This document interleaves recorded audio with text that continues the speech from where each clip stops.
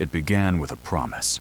Not the kind made in grand halls or official briefings, but the kind whispered in dark corners, where the air smelled of stale beer and cigarette smoke, and men who might not see tomorrow spoke truths they'd never say in daylight. May of 1944, a pub somewhere in England. The name doesn't matter. It was one of 100 just like it, filled with pilots who drank to forget and talked to remember. James Mitchell sat across from David Carson at a corner table, 2 glasses of warm beer between them, condensation pooling on scarred wood. Outside, the English rain fell in sheets. Inside, a gramophone played something slow and American, something that reminded them both of home. Carson had been staring at his glass for 5 minutes, turning it slowly, watching the amber liquid catch the dim light. Then he looked up. "If one of us goes down," he said quietly, "the other doesn't leave him behind." It wasn't a question. Mitchell didn't answer right away. He understood what Carson was really asking. Not about procedure, not about regulations, about loyalty, about the kind of promise that couldn't be written in any manual because it went against everything they'd been taught. Mitchell lifted his glass. "Even if it means landing in Hitler's backyard." Carson smiled, not with joy, with understanding. They drank.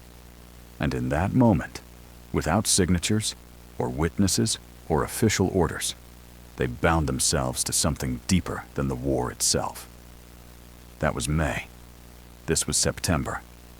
And now, 6,000 feet above Nazi-occupied France, Mitchell stared through his canopy at Carson's P-47 Thunderbolt, watching black smoke pour from its engine like blood from a wound that wouldn't stop bleeding. The radio crackled with static and urgency. A voice, sharp, distant, already moving on to other problems, gave the order Mitchell had been dreading. "Return to base. Do not pursue. Do not attempt recovery." Mitchell's hand moved to the radio switch. For a moment he hesitated, not because he was considering obeying, but because he knew that what came next would change everything. He flipped the switch. The radio went silent. And in that silence, heavier than the engine's roar, louder than any order he'd ever received, Mitchell heard only one thing: the promise. What he didn't know yet, what he couldn't have known, was that the next 30 minutes would test not just his skill as a pilot, but every principle he'd been taught about duty, obedience, and the cost of keeping your word when the world tells you to break it. To understand what Mitchell did, you first have to understand who he was. Not the man in the uniform, not the captain with the wings on his chest, but the boy from Oklahoma who learned early that the world didn't owe him anything. James Robert Mitchell was born in the spring of 1921, in a town small enough that everyone knew your name, and poor enough that nobody asked about your business. His father worked the oil fields, 12-hour shifts in heat that could kill a man if he wasn't careful, and sometimes, even if he was. Robert Mitchell came home every night smelling like crude oil and exhaustion, his hands stained black, his face carved with lines that had nothing to do with age and everything to do with survival. He taught his son 2 things. First, if something's broken, you fix it yourself. You don't wait for help. You don't complain. You figure it out. Second, you never leave a man behind. Not in the field. Not in life. Not ever. Mitchell's mother was different.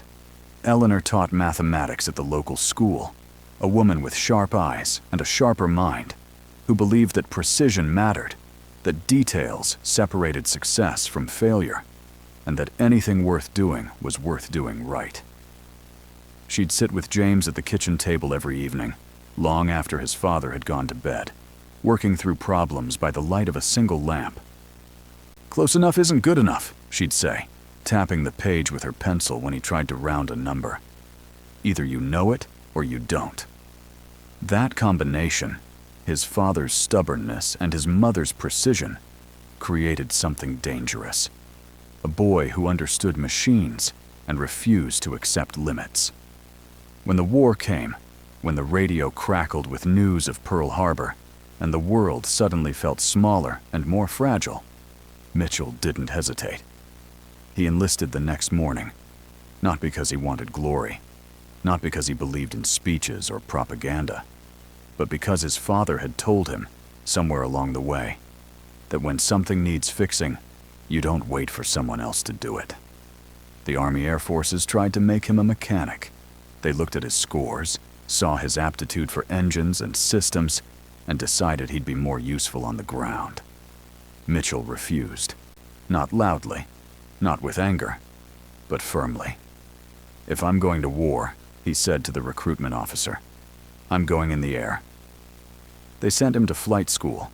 He washed out twice, not because he couldn't fly, but because he flew like the plane was an extension of his body, not a delicate machine to be coddled. His instructor, a man who'd learned to fly in peacetime and believed that rules existed for a reason, wrote in Mitchell's evaluation, "Cadet Mitchell demonstrates natural ability, but lacks respect for regulations and aircraft limitations. Does not follow procedure. Recommendation: reassignment." Mitchell stood before a review board, 3 officers behind a table, a file with his name on it. Decision that would determine whether he ever flew again. One of them looked up. "Why should we let you continue?" Mitchell thought about his father, about oil-stained hands and unspoken lessons. "Because in combat," he said slowly, "the pilots who follow every rule are the ones who come home in boxes." The room was silent. Then the oldest officer, a colonel with gray hair and medals from a war Mitchell had only read about, leaned back in his chair. "Let him fly," he said. And so Mitchell became a fighter pilot, not because the system wanted him to be, but because he refused to be anything else. By the time he reached England in 1944, Mitchell had developed a reputation, not for recklessness, but for something harder to define.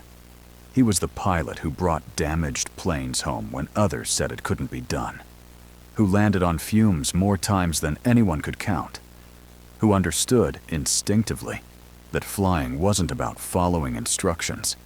It was about feeling, about knowing what the aircraft could do before the gauges told you it was impossible. And then there was Carson. David Andrew. Carson was everything Mitchell wasn't. Born in Boston to a federal judge and a professor of literature. Educated at Harvard. Well-spoken. Precise in a way that came from books, not experience. The kind of man who trusted systems because systems had always worked for him. When Mitchell first met Carson, he assumed they'd never get along. Carson was too polished, too by the book, too confident in the idea that if you followed procedure, everything would work out. But then they flew together. And Mitchell understood something. Carson's precision wasn't weakness, it was discipline. Where Mitchell saw opportunities, Carson saw patterns. Where Mitchell acted on instinct, Carson acted on calculation. And together, they became something neither could have been alone. Perfect. They flew 32 missions together, escorted bombers deep into Germany, fought off Messerschmitts and Focke-Wulfs, brought each other home when the odds said they shouldn't have made it.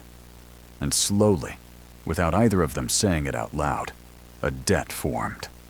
Not the kind you could repay, but the kind that grew heavier with every mission, every near miss, every moment when one of them did something impossible to keep the other alive.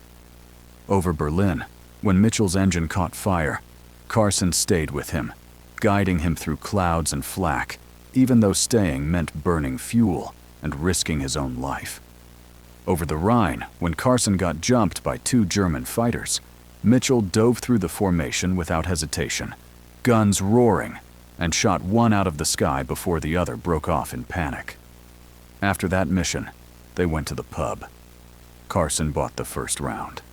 They didn't talk about what had happened. They just drank. and somewhere in the silence between them, the promise took root. The one Carson would speak out loud weeks later. The one Mitchell would remember when every instinct told him to follow orders and fly home alone. But that night in the pub, surrounded by smoke and noise and men who laughed because it was better than thinking about tomorrow, Mitchell and Carson understood something that no briefing could teach and no manual could explain. Some bonds aren't formed in words, they're formed in fire. And when the time came to test them, words wouldn't matter. Only action would. What neither of them knew, what they couldn't have predicted, was that the test would come sooner than they thought. And it would demand everything. September 12th, 1944. The morning briefing felt like every other morning briefing. Cold, routine, a room full of men pretending they weren't thinking about death. The intelligence officer stood at the front, pointing at a map with a wooden stick, explaining targets and routes in the flat. Clinical tone of someone who wouldn't be flying the mission himself. Rail yard outside Lyon, he said. Supply lines feeding the western front. 52 B-17s, standard escort formation. Moderate flak expected. Moderate. That word always made Mitchell smile grimly. Moderate meant they'd lose planes. Moderate meant some crews wouldn't come home. But moderate also meant acceptable losses. The briefing ended. The pilots filed out into the cold dawn air, breath steaming, boots crunching on frost-covered concrete. Mitchell walked toward his plane. The P-47 Thunderbolt sat waiting, painted olive, drab, and gray, nose marked with blue stripes, and a name someone had stenciled years ago that Mitchell had never bothered to change. His crew chief, a sergeant from Detroit named Eddie, was already there, running final checks, his hands moving with the practiced efficiency of a man who'd done this 1,000 times. "She's ready, Captain," Eddie said without looking up. Mitchell nodded. He climbed into the cockpit. The seat was cold, the instruments fogged with condensation. He ran through the checklist by memory, not really reading it, just going through the motions because routines kept you alive. Fuel. Full. Oil pressure. Good. Hydraulics. Green. Guns. Armed. Everything as it should be. 50 yards away, Carson was doing the same thing. Mitchell could see him through the canopy, methodical, checking every gauge twice, the way he always did. At 600 hours, the engines started, one by one. 46 P-47s. The sound was overwhelming, a roar that shook the ground and made conversation impossible. Mitchell sat in the noise, hands on the controls, waiting for the signal. Then the tower cleared them, and they rolled. Down the taxiway, onto the runway. Building speed until the wheels left the ground, and England fell away beneath them. The formation climbed to 22,000 feet. The channel passed below, gray and endless. The bombers appeared over Rouen, 52 silver shapes flying in tight boxes, each one carrying 10 men and enough explosives to level a city block. Mitchell and Carson took their position on the left flank. The radio chatter was minimal. Blue flight, holding station. Red flight, no contacts. For an hour, nothing happened.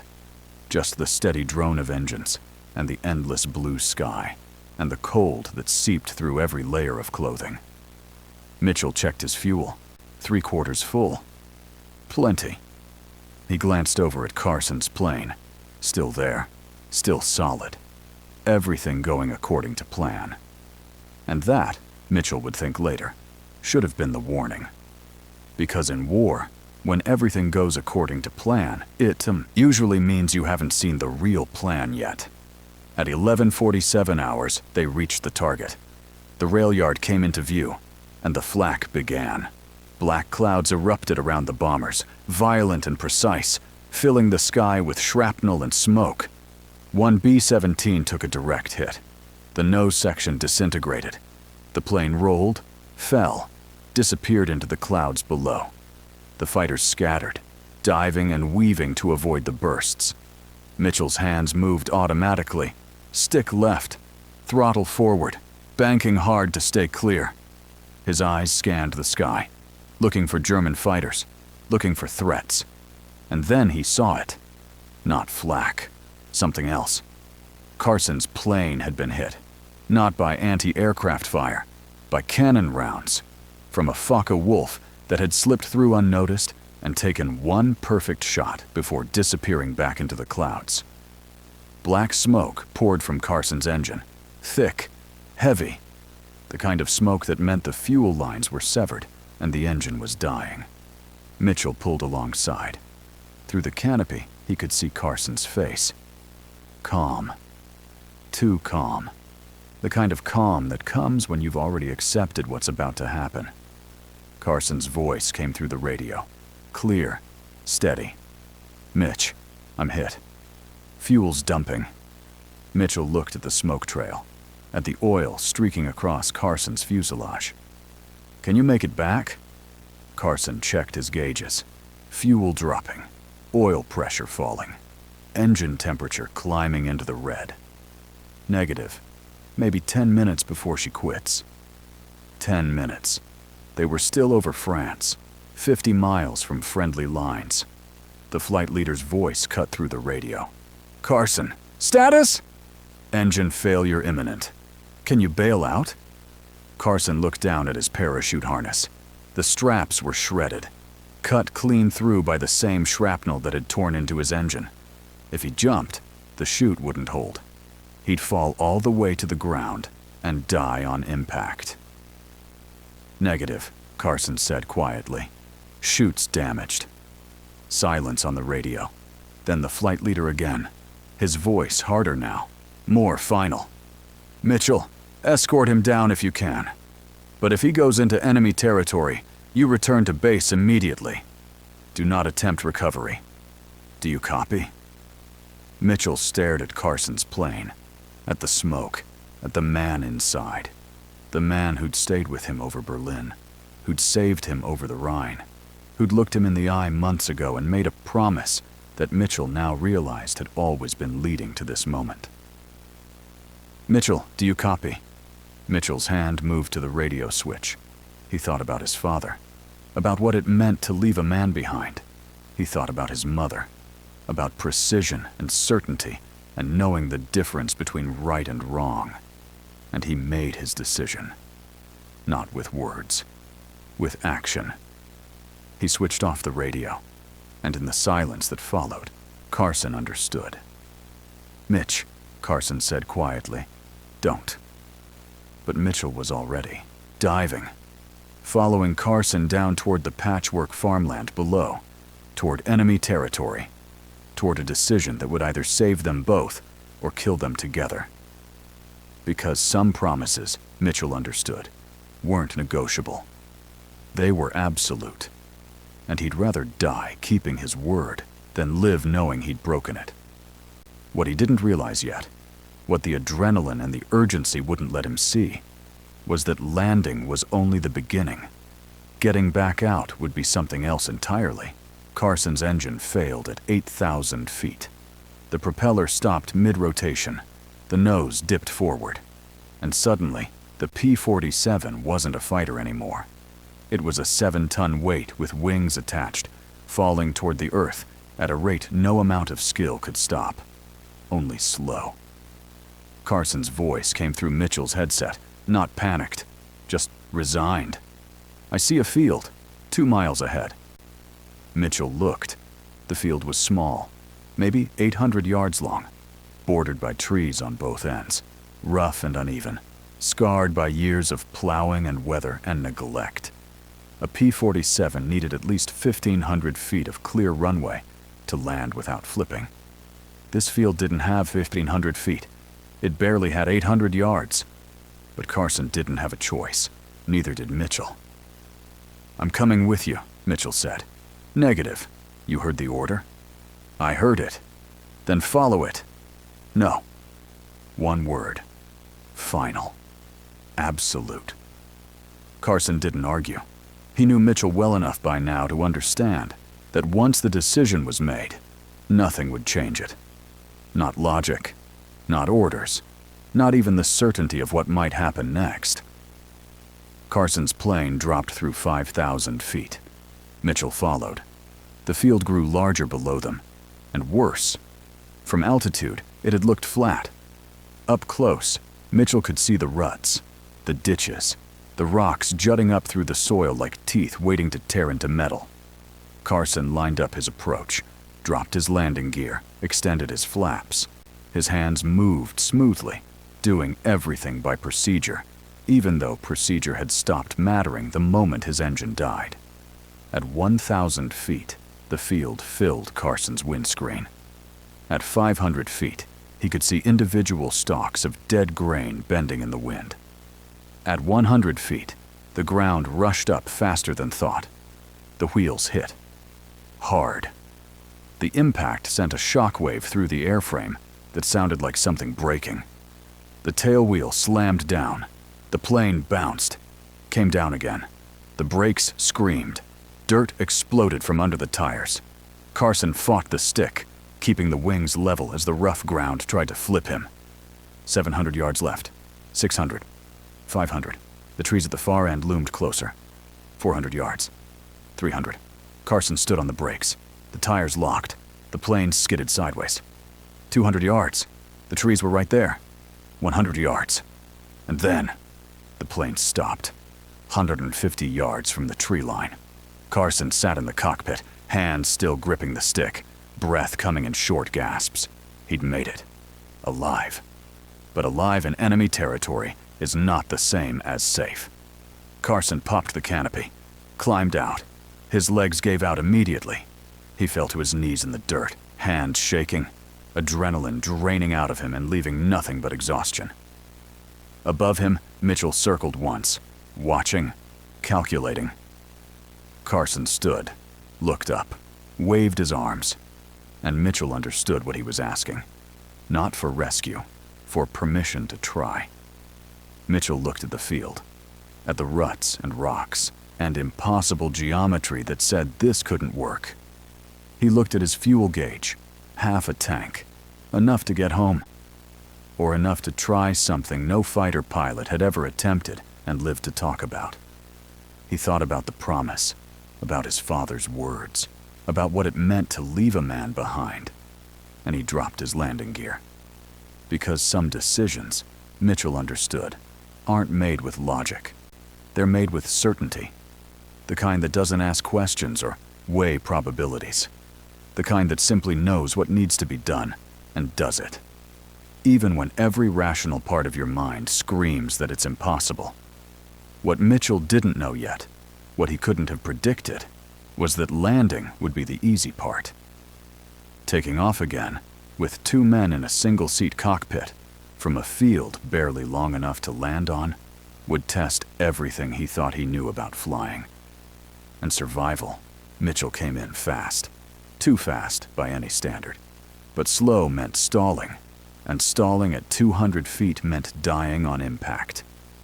The field rushed up toward him, every rut visible now, every rock, every ditch that could catch a wheel and flip 7 tons of aircraft end over end, until there was nothing left but twisted metal and fire. Mitchell's hands were steady on the controls, his mind calculated without thinking. Approach angle, descent rate, wind speed, all of it happening faster than conscious thought, processed by the part of his brain that had kept him alive through 32 combat missions, and understood that flying wasn't about thinking, it was about feeling. The wheels touched, the plane bucked, violent, immediate, like hitting concrete instead of dirt. Mitchell fought the stick, keeping the wings level, keeping the nose from dipping. The brakes screamed. Stones hammered the undercarriage. The propeller threw up a wall of dust that blinded him instantly. He couldn't see, could only feel the plane shuddering beneath him, trying to shake itself apart. 600 yards. 500. The trees were coming. 400 yards. Mitchell stood on the brakes. The tires locked. The plane slid. 300 yards. Still too fast. 200 yards. He could feel the tail starting to lift. If it came up too far, the nose would dig in, and the plane would flip. 100 yards. Mitchell eased off the brakes slightly, let the tail settle, then braked again. Hard. 50 yards. The plane shuddered, slowed, and stopped. 20 yards from the tree line, Mitchell sat in the silence that followed, heart pounding, hand still gripping the stick. He'd done it. Actually done it. Landed a P-47 on a field that shouldn't have been landable. Through the settling dust, he saw Carson running toward him. Not walking. Running. Because they both knew they didn't have time to celebrate. German patrols would have heard the engines, would have seen the planes come down, and they'd be coming. Fast. Carson reached the plane, looked up at Mitchell. "You're insane," he shouted. Mitchell popped the canopy. "Yeah, get in." Carson stared at him. "There's no room." "We'll make room." "Mitch, this is... get... in." Carson climbed up onto the wing. Mitchell slid forward in the seat, pressing himself against the instrument panel, making as much space as possible. Carson squeezed in behind him. It was impossibly tight. Carson's knees jammed against Mitchell's shoulders, his back pressed against the armor plate. He couldn't move, could barely breathe. "This won't work," Carson said. "It has to." Mitchell pulled the canopy closed. It barely latched. From the east, through the dusty air, Mitchell could see movement. Trucks. German trucks. Maybe 2 miles away. Coming fast. "Hold on," Mitchell said. He fired the engine. It roared to life. But the plane felt wrong. Heavy. Sluggish.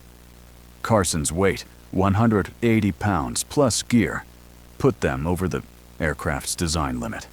The plane wasn't meant to carry 2 people. Wasn't designed for it. Every control input would be harder. Every response slower. And takeoff. Mitchell looked at the field ahead. 800 yards. Maybe. He'd need every inch. "Mitch," Carson said quietly, "we're not going to make it." Mitchell pushed the throttle forward. "Watch me." The plane lurched into motion, wheels bouncing over the rough ground. Behind them, German soldiers were spilling out of trucks, running, shouting, raising rifles. Gunfire crackled. Bullets pinged off the fuselage. Mitchell ignored it. He focused on one thing. Speed. 50 after 60. 70. The plane was shaking. Every rut sending shockwaves through the airframe. 80 mph. Not enough. The tree line was 600 yards ahead. 90 mph. Still not enough. The plane's stall speed was 115. They were nowhere close. 500 yards. 100 meters. Carson's voice, tight. "Mitch, not now." 400 yards. 110 mph. Almost there. But the rough ground was slowing them, robbing them of precious speed. 300 yards. 115 meters. Mitchell pulled back on the stick, testing. The nose lifted slightly, then dropped back down. Not enough lift. 200 yards. The trees filled the windscreen. 120 told me. "Mitch!" 100 yards. Mitchell yanked the stick back, hard. The nose came up. The wheels left the ground. And for one impossible moment, the P-47 hung in the air. Too heavy. Too slow. Defying physics through nothing but Mitchell's refusal to accept that this couldn't work. The trees were right there, 50 feet away, branches reaching up like fingers. And then, the engine caught. Full power. The plane climbed. Not much, just enough. The wheels cleared the treetops by maybe 5 feet. Branches scraped the undercarriage. And then they were over. Flying. Carson let out a breath he didn't know he'd been holding. "Jesus Christ, Mitch." Mitchell didn't respond. His hands were shaking. Because even he knew they'd just done something that shouldn't have been possible. And the only reason they were alive was blind luck and sheer stubborn refusal to accept any other outcome. But they weren't safe yet. Not even close. Because now they had to fly home. In a plane designed for 1. Carrying 2. With barely enough fuel to make it across the channel. If they were lucky. What neither of them said out loud, what they both understood, was that luck had already been stretched thin. and asking for more might be asking for too much. They climbed to 8,000 feet. Mitchell kept the throttle steady, not too fast. Fuel consumption mattered now more than speed. Every gallon burned was one less gallon between them and the channel. Carson, cramped behind Mitchell, tried to find a position that didn't make his legs scream. There wasn't one. "How's the fuel?" Carson asked. Mitchell checked the gauge. It was dropping faster than it should. The extra weight meant higher fuel consumption. Physics didn't care about heroics. "We'll make it," Mitchell said. Carson heard the hesitation in his voice. "How far?" Mitchell did the math silently. Current fuel burn rate, distance to the channel, distance across, distance to England. The numbers didn't add up. "Close," he said finally. "Define close." "Close enough." Carson didn't push. He knew Mitchell well enough to understand that if the news was good, he'd have said so. They flew west, over forests that stretched like dark oceans, over villages that looked abandoned even from 8,000 feet, over roads where German convoys moved like ants on a string. Every mile felt like 10. The fuel gauge kept dropping. Half a tank became a quarter became an eighth. At 6,000 feet, the engine coughed. Just once, but it was enough. "Mitch, I know. How much fuel? Not enough to talk about it." The coastline appeared ahead. The English Channel. Gray, cold, 20 miles wide. And between them and England, nothing but water, and the certainty that if the engine quit before they reached the other side, they'd have to ditch. And ditching meant dying. The P-47 wasn't designed for water landings. The engine was too heavy. The nose would go down first. The plane would flip. And even if they survived the impact, the cold water would kill them in minutes. "We're not going to make it across," Carson said quietly. Mitchell stared at the fuel gauge. Empty. Or close enough. "We'll make it." "The math doesn't work, Mitch." "Then we change the math." Mitchell pushed the nose down. Not much, just enough. Carson felt the angle shift. "What are you doing?" "Gliding." "We're not gliding. The engine's still running. For now." Mitchell's plan was simple. Trade altitude for distance. Let gravity do the work that fuel couldn't. Stretch every gallon as far as it would go. The altimeter unwound. 6,000 feet. 5,000. 4,000. The channel was 15 miles away. At 3,000 feet, the engine sputtered, then died. Complete silence. No roar, no vibration. Just the whistle of wind over metal and the slow, inevitable descent. "Mitch!" "I see it." Ahead, barely visible through the haze, the white cliffs of Dover. 2 miles away. Maybe. They were gliding now, truly gliding. A 7-ton aircraft with 2 men inside falling toward the water at 200 feet per minute. Mitchell adjusted the trim. Every movement precise. Every degree of angle calculated to squeeze the maximum distance from there. Remaining altitude, 2,000 feet. 1.5 miles. 1,000 feet. 1 mile. The water was right there, cold and dark, waiting. 500 feet. Half a mile. Carson could see the waves now. Individual whitecaps. 300 feet. The cliffs were close. So close. 200 feet. Mitchell didn't say anything. Didn't need to. They both knew the next 60 seconds would decide everything. 100 feet.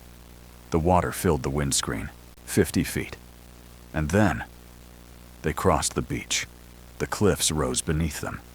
Mitchell pulled back on the stick, gently, bleeding the last bit of airspeed for altitude. The plane cleared the cliff edge by maybe 15 feet and glided inland, toward an open field, toward England, toward home. The wheels touched grass, soft, almost gentle. The plane rolled, slowed, and stopped. For a long moment, neither man moved. Then Carson started laughing, not from joy, from the sheer absurdity of still being alive. Mitchell sat in silence, hands still on the controls, heart still pounding.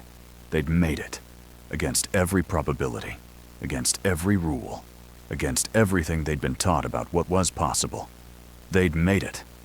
But what neither of them realized yet, what they wouldn't understand until later, was that making it back alive was only half the battle.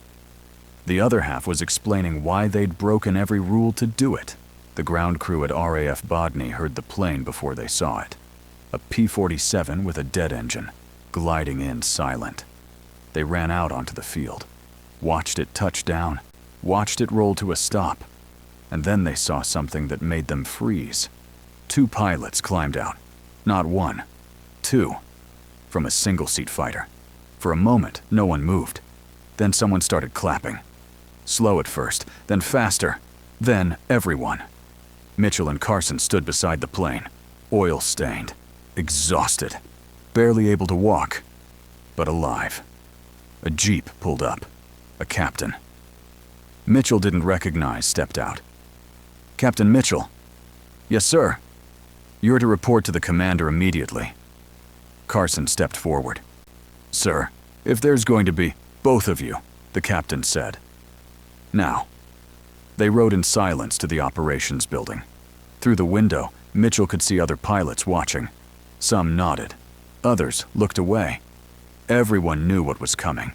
The commander's office was small, sparse. A desk, 2 chairs, a map of Europe on the wall. Lieutenant Colonel Hayes sat behind the desk, gray-haired, hard-faced, the kind of officer who'd seen too much war to be impressed by heroics. "Sit," he said. They sat. Hayes opened a folder, read for a moment, then looked up. "Captain Mitchell, you disobeyed a direct order to return to base." Mitchell said nothing. "You landed in enemy territory without authorization." Silence. "You endangered military property. You broke radio silence. You violated standing operational procedure." Hayes closed the folder. "Do you have anything to say?" Mitchell met his eyes. "No, sir." "No explanation?" "Would it matter?" Hayes leaned back. "That depends." He pulled out another folder. This one thinner. Lieutenant Carson filed his after-action report 2 hours ago. He slid it across the desk. Mitchell didn't look at it. Hayes continued. In it, he states that your actions, quote, demonstrated the highest standard of courage, skill, and loyalty. That without your intervention, I would have been killed or captured. That your flying ability under impossible circumstances was extraordinary. Hayes paused. He also formally requested to share whatever disciplinary action you face.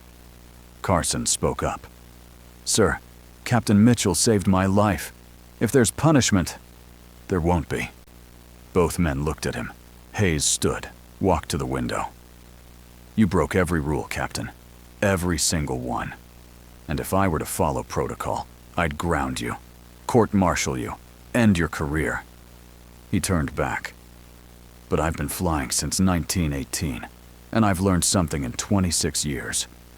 War isn't won by men who follow every rule. It's won by men who understand when rules matter and when they don't." He walked back to the desk. "You're not getting a medal. The brass won't allow it. Too many regulations broken. But you're also not getting court-martialed. Because what you did yesterday, what you both did, reminded everyone on this base why we're fighting. Not for territory, not for strategy, but for the man next to you." Hayes sat down. "You're dismissed, both of you." They stood, started to leave. "Captain Mitchell." Mitchell turned. "Don't do it again." Mitchell nodded. "Yes, sir." But they both knew it was a lie, because if the same situation happened tomorrow, Mitchell would make the same choice. And Hayes knew it. That's why he'd let him walk away. Mitchell and Carson flew together until the end of the war. 68 missions total. They never talked about September 12th. Not in official reports, not with other pilots, not even with each other. But every time they climbed into their cockpits, every time they took off side by side, they knew. The promise wasn't just words anymore. It was proven, tested, and kept. In May of 1945, when Germany surrendered and the war in Europe finally ended, Mitchell and Carson flew their last mission together. A patrol over Bavaria. No enemy contact. No flak. Just blue sky and silence. On the flight back, Carson's voice came through the radio. "You ever regret it?" Mitchell knew what he meant. No, not even for a second. Mitchell thought about the field, the trees, the impossible takeoff, the fuel gauge reading empty, the water below. "Not once," he said. And he meant it.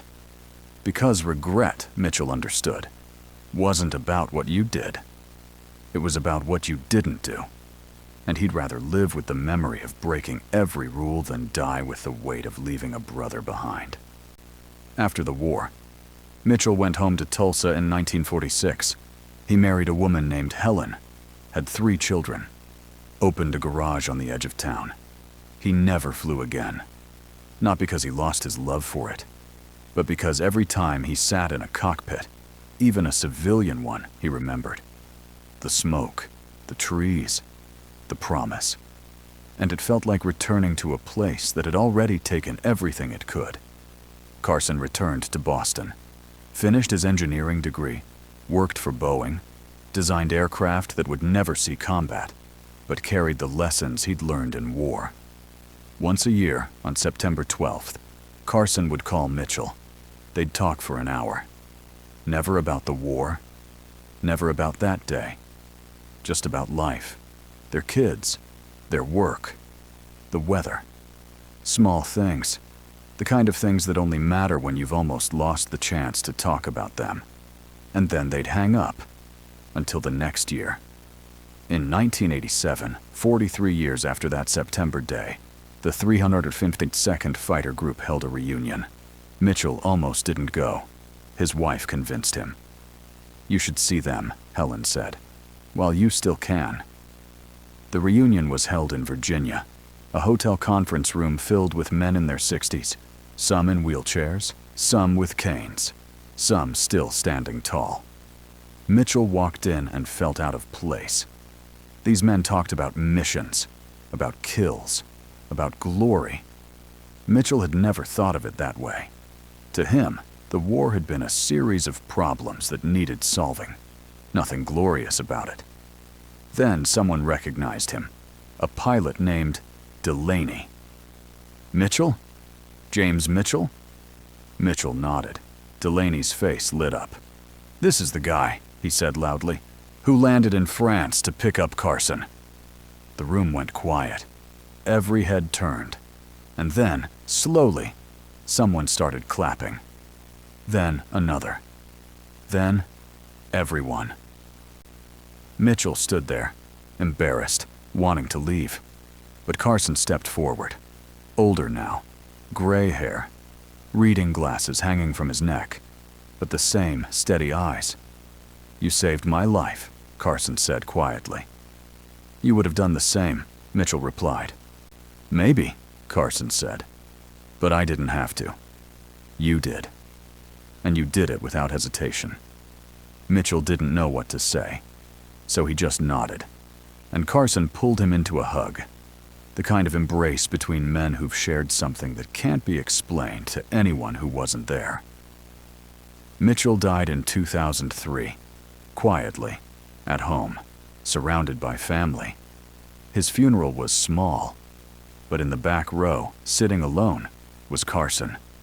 He didn't speak during the service, but afterward, he walked up to the casket, placed a hand on the polished wood, and whispered something no one else could hear. "Thanks for keeping your word, Mitch."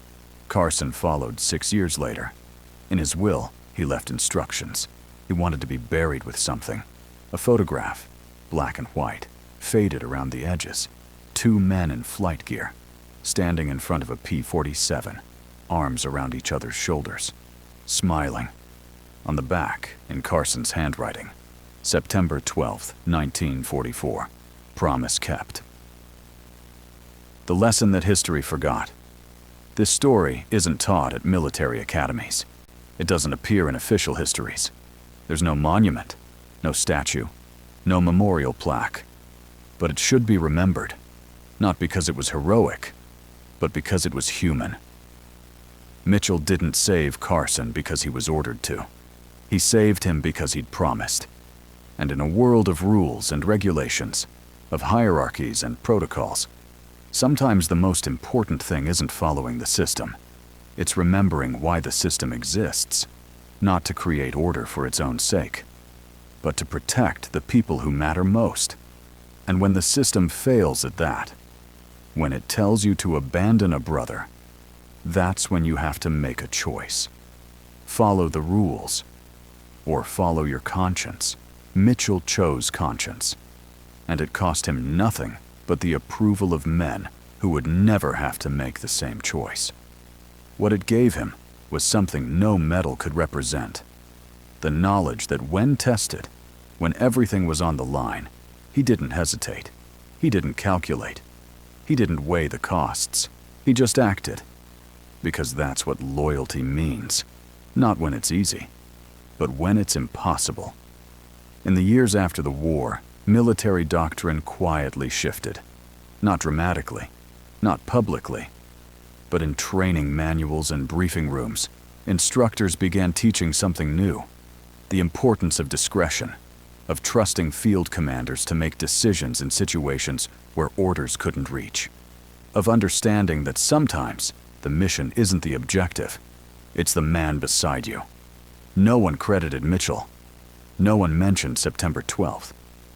But the lesson remained, buried in the margins of training documents and whispered in the stories pilots told each other when the brass wasn't listening. Because the best lessons aren't taught in classrooms. They're learned in moments when you have to choose between what you're told to do and what you know is right. And sometimes, those moments define not just a life, but a legacy. Mitchell and Carson's story isn't about war. It's about what war can't destroy. Loyalty, trust, brotherhood. The bonds that form not through shared victory, but through shared risk. The understanding that some promises transcend orders, and some debts can only be repaid by refusing to let them be forgotten. That's why this story matters. Not because it's dramatic, but because it's true. And truth, especially the kind that happens in the margins of history, is often the most powerful lesson we can learn. James Mitchell never wanted to be remembered. David Carson never asked for recognition. But their story, the promise made in a pub, the decision made in the sky, the impossible landing, and the refusal to leave a brother behind, lives on. Not in monuments, but in the hearts of everyone who understands that sometimes the only way to win is to refuse to lose the thing that matters most: each other.